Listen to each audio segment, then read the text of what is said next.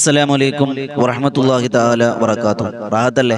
അൽഹംദുലില്ലാഹ്. കുറഞ്ഞ സമയത്തിൽ കൂടുതൽ കാര്യങ്ങൾ എന്ന മനോഹരമായ ഒരു ആശയവുമായിട്ടാണ് നമ്മൾ ഒരുമിച്ച് കൂടിയിരിക്കുന്നത്. അൽഹംദുലില്ലാഹി അലാ കുല്ലി ഹാൽ.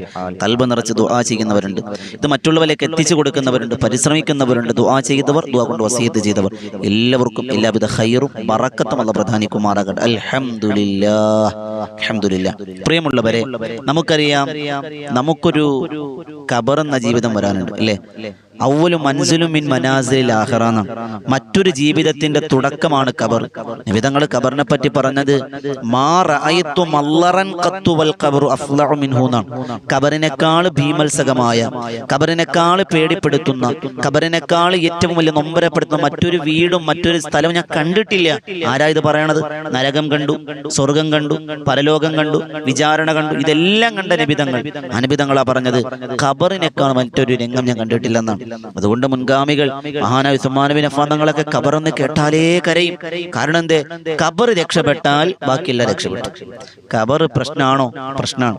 ആ ഖബറിലേക്ക് ഒന്ന് ആലോചിച്ച്, ചെറിയ 4 സൈഡും മൺഭിത്തി, ആ ചെറിയ ഖബറിലേക്ക് നമ്മുടെ ജനാസ ഇറക്കി വെക്കും, പലകയിടും, മണ്ണിട്ട് മൂടും, ഇരുട്ട് പോലും ഇല്ല, ഇരുട്ടിന്റെ വലിയ കേദാരമാണ്, ഒരു ചെറിയ നറുവെട്ടം പോലും ഇല്ല. അവിടെ നമ്മളെ ഖബറടക്കിട്ട് എല്ലാവരും മടങ്ങിപ്പോവും. ആ ഖബർ ജീവിതത്തിലേക്ക് നമ്മൾ പോകാനുള്ളവരാണ്. പോയവർക്ക് എന്താണ് നടക്കുന്നത് നമുക്കറിയില്ല.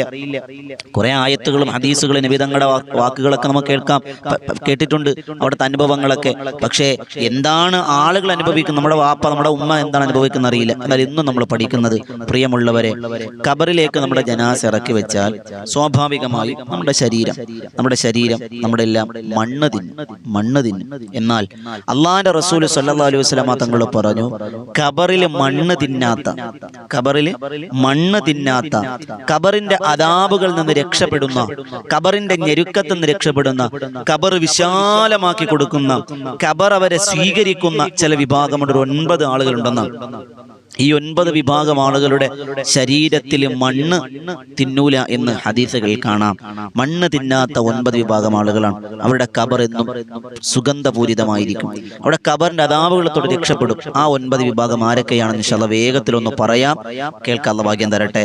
ആ വിഭാഗത്തിൽ ഉൾപ്പെടാൻ അല്ലാഹു ഭാഗ്യം തരട്ടെ. ഒന്നാമത്തത്, മഹാരഥന്മാർ രേഖപ്പെടുത്തി നബിതങ്ങൾ ഹദീസിലൂടെ പറഞ്ഞു തരുന്നു, പ്രസവത്തിലൂടെ മരണപ്പെടുന്ന പെണ്ണ്, ഭാര്യമാർ, ഉമ്മമാർ, അല്ലാഹു ആയുസ്സും ആരോഗ്യം ആഫിയത്തും കൊടുക്കട്ടെ.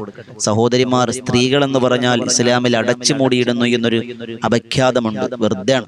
പ്രതിഫലം മുഴുവനും പെണ്ണുങ്ങൾക്കാണ്. അവര് വെറുതെ ചെയ്താൽ നിന്നാൽ പോലും കൂലി ഉണ്ടെന്നാണ്. അടുക്കളയിൽ ചെയ്യുന്ന ജോലിക്ക് പോലും, വിയർപ്പിന് ഓരോ തുള്ളിക്ക് പോലും സ്വർഗമുണ്ട്, നരകം ഹറാമാണെന്നാണ്. അതിലേക്കൊന്നും കിടക്കണില്ല. ഉമ്മമാരെ, 10 മാസം പള്ള വീർപ്പിച്ച് നടന്ന് അവസാനം പ്രസവത്തിലേക്ക് കയറുമ്പോൾ ഒരൽപ്പം ആ ഒരു വേദന തിന്നുകൊണ്ട് മരണപ്പെടുന്ന ഉമ്മമാർ, സഹോദരിമാർ, എത്രയോ ആളുകളുണ്ട്. ആ പ്രസവത്തിൽ മരിക്കുന്ന പെണ്ണിന് ഖബറിൽ ശിക്ഷയില്ല. അവിടെ ഖബറിന്റെ മണ്ണ് അവളെ തിന്നൂല എന്ന് നബിയുനാ റസൂലുള്ളാഹി സ്വല്ലല്ലാഹു അലൈഹി വസല്ലം ഹദീസുകൾ കാണാം. എന്നാലോചിച്ച് നോക്കി, നമ്മുടെ ഉമ്മമാർ അനുഭവിക്കുന്ന ത്യാഗം. നമ്മൾ ഇങ്ങനെയൊക്കെ ആകാൻ, നമ്മൾ വെറുതെ ഒരു മരത്തിൽ പിടിച്ച് ഇങ്ങനെ കുലിക്കുമ്പോൾ നമ്മൾ തറ വീണതല്ലല്ലോ, നമ്മൾ കടയിൽ നിന്ന് വാങ്ങിയതല്ലല്ലോ. 10 മാസം നമ്മുടെ ഉമ്മാടെ വയറ്റിൽ കിടന്നു, ചവിട്ടിയും തൊഴിച്ചും അതൊക്കെ കണ്ടു. ആ രീതിയിൽ നമ്മളെ പോറ്റി വളർത്തിയ ഉമ്മമാർ എത്ര ത്യാഗമാണ്. പക്ഷെ ആ ത്യാഗത്തിനും അപ്പുറം പ്രസവത്തിൽ മരിക്കുന്ന പെണ്ണെ, നിങ്ങൾക്ക് സ്വർഗമുണ്ടെന്ന് നബിയുനാ റസൂലുള്ളാഹി സ്വല്ലല്ലാഹു അലൈഹി വസല്ലം. 2, വേഗം പറഞ്ഞു കേട്ടോ. രണ്ടാമത്തത്, നബിതങ്ങൾ പറഞ്ഞു, നിരന്തരം ഖുർആൻ ഓതുന്നവർ എന്ന് പറഞ്ഞ ഒരു 10 ആയത്തെങ്കിലും. എത്ര വിശാലമാണ് ദീനം നോക്കി. അങ്ങനെ പോലും നമ്മൾ ഓതാത്തവരില്ലേ? കഴിഞ്ഞ റമദാനിൽ നമ്മളൊന്ന് ഖുർആൻ എടുത്ത, പിന്നെ നമ്മൾ എടുത്തവരുണ്ടോ എന്ന് ആലോചിക്കുക. നിങ്ങളെ ഓതുന്നവരാണ്. എൻ്റെ ഈ ശബ്ദം കേൾക്കുന്ന ഓരോ ഉമ്മമാരും ഖുർആൻ ഓതുന്നവരാണ്. എനിക്ക് തർക്കമില്ല, ഓർമ്മപ്പെടുത്താണ്. എത്രയോ ആളുകൾ ഉണ്ടാകും ഖുർആൻ ഒന്ന് കൈകൊണ്ടെടുക്കാത്തവർ. ഉമ്മമാരെ, ഏറ്റവും കുറഞ്ഞത് ഒരു ചെറിയ ഒരു സൂറത്ത് നമ്മൾ പതിവാക്കണം. സൂറത്തുൽ ഇഖ്ലാസ് എങ്കിലും എല്ലാ സോദരം. ഒരു സഹാബി എല്ലാ നിസ്കാരത്തിലും സൂറത്തുൽ ഇഖ്ലാസ് ഓതിയപ്പോൾ സ്വഹാബകൾ പരാതി പറഞ്ഞില്ലേ, നബിയെ, നിസ്കാരത്തിൽ ഏത് സൂറത്ത് ഓതിയാലും ഖുൽ ഹുവല്ലാഹു ഓതും. നിബിതങ്ങൾ ചോദിച്ചില്ല എന്തേ കാരണം? പറഞ്ഞെന്താ? ഞാൻ ആ സൂറത്തിന് ഇഷ്ടപ്പെടുന്നു നബിയെ. അപ്പൊ നിബിതങ്ങൾ പറഞ്ഞെന്താ? അത് നിനക്ക് രക്ഷയാണെന്നാണ്. അപ്പൊ നമ്മൾ എല്ലാ ദിവസവും പതിവായി ഓതുന്ന ചില സൂറത്തുകൾ ഉണ്ടാകണം. സൂറത്തുൽ മുൽക്ക്, സൂറത്തുൽ യാസീൻ, അത് വലിയ വെളിച്ചമാണ്. ഖബറിൽ ഖുർആൻ നമുക്ക് പിടിവള്ളിയാകുമെന്ന് നബിയുനാ റസൂലുള്ളാഹി. മൂന്നാമത്തത്, വെള്ളിയാഴ്ച രാവിലോ പകലിലോ നല്ല മരണം. വെള്ളിയാഴ്ച രാവിലോ പകലിലോ നല്ല മരണം, അതൊരു വലിയ നേട്ടമാണ്. എത്ര മഹാന്മാർ കൊതിച്ചെന്നറിയും. മഹാനായ ഈ അടുത്ത് മരണപ്പെട്ട, കഴിഞ്ഞ വെള്ളിയാഴ്ച രാവിലെ മരണപ്പെട്ടു പോയ മഹാനായ ആലിക്കുട്ടി ഫൈസി ഉസ്താദ് അവർ, അള്ളാഹ് ഖബർ വിശാലമാക്കട്ടെ, ദറജ ഉയർത്തട്ടെ. അവരൊക്കെ എത്രയോ ആളുകളോടൊക്കെ ആരോട് ദുആ കൊണ്ട് വസിയത്ത് ചെയ്താൽ ആലിക്കുട്ടി ഫൈസി ഉസ്താദ് ദുആ ചെയ്യാൻ പറഞ്ഞിട്ടുള്ളത് വെള്ളിയാഴ്ച രാവിലോ പകലിലോ മരിക്കാൻ നിങ്ങൾ ദ്വാരക്കണമെന്നാണ്. നല്ല ഈമാനോടെ വെള്ളിയാഴ്ച രാവിലോ പകലിലോ മരിക്കാൻ ദ്വാരക്കണം. ഉസ്താദ് ആരെ കണ്ടാലും ദുആ ചെയ്യാൻ പറയുമെന്ന് ബഹുമാനപ്പെട്ട ഉസ്താദിന്റെ ഖാദിമ പറയുന്നതായി കേൾക്കാം. ആലോചിച്ച് നോക്കി, അതൊക്കെ അവർ കൊതിച്ചവരാണ്. അല്ലാഹ് അത് കൊടുത്തു, ആഗ്രഹിച്ചു, അല്ലാഹ് കൊടുത്തു. അല്ലാഹ് നമുക്കും അങ്ങനെ തരട്ടെ. നമ്മൾ ആഗ്രഹിക്കണം, വെള്ളിയാഴ്ച രാവിലോ പകലിലോ മരിച്ചാൽ ഖബറിൽ അദാബില്ല, മണ്ണ് പോലും തിന്നൂല എന്ന ഹദീസിന്റെ ആശയത്തിൽ കാണാം. അതോടൊപ്പം നാലാമത് നിബിധങ്ങൾ പഠിപ്പിക്കുന്നു, അക്രമത്തിൽ മരിച്ചവർ എന്ന് പറഞ്ഞാൽ നമ്മൾ തെറ്റൊന്നും ചെയ്തിട്ടില്ല, നമ്മൾ നിരപരാധികളാണ്. ആക്രമണത്തെ നമ്മൾ കൊല്ലപ്പെടാം, ആരെങ്കിലും നമ്മൾ അടിച്ചു കൊന്നു, ഉപദ്രവിച്ചു, ഒന്നും ഒരു തെറ്റും ചെയ്തിട്ടില്ല, നിരപരാധിയാണ്. നമുക്ക് അക്രമത്തിൽ നമ്മൾ മരണപ്പെട്ടാൽ നമുക്ക് ഖബറിൽ അല്ലാഹു അദാബുകൾ തരൂല, രക്ഷ തരുമെന്നാണ്, ശുഹദാക്കളെ പട്ടികയിൽ ചേരുമെന്നാണ്, അവ ഷഹീദാണെന്നാണ്, മണ്ണ് പോലും തിന്നൂലെന്നാണ്.